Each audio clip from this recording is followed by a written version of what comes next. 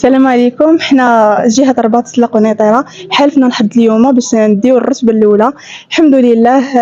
كانت المواجهة صراحة كلشي كان كيعرف يلعب، كلشي يلعب وعطى اللي في جهدو. الحمد لله تغلبنا عليهم. هذه عامها الثاني، أنا عامي الثالث، هذه عامها الأول في البيطونك. الحمد لله. وكنشكروا الاداره ديالنا اللي عاونتنا، وكنشكروا استاذ انس الخويط على المجهودات ديالنا، وكنشكروا حتى استاذ زليام هو اول مدرب ديالنا. كنشكروا كاع جميع الاطر اللي مشاركين في هذه المسابقه وكل شيء. شكرا.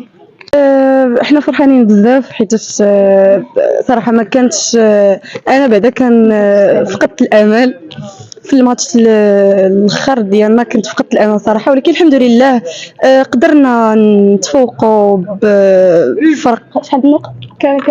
كانوا غالبيننا ب7-0 وحنا الحمد لله الريمونتادا.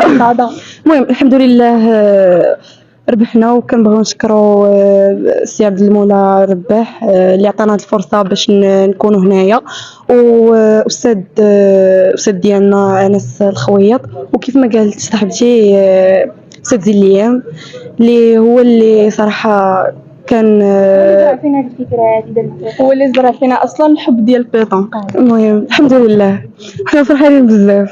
وكنشكر المنظمين ديال هاد البطوله هذه اللي كانت في مراكش. صراحه كان تنظيم زوين، وحتى المؤطرين دايرين فحال ولادهم ولي زاربات حتى هما.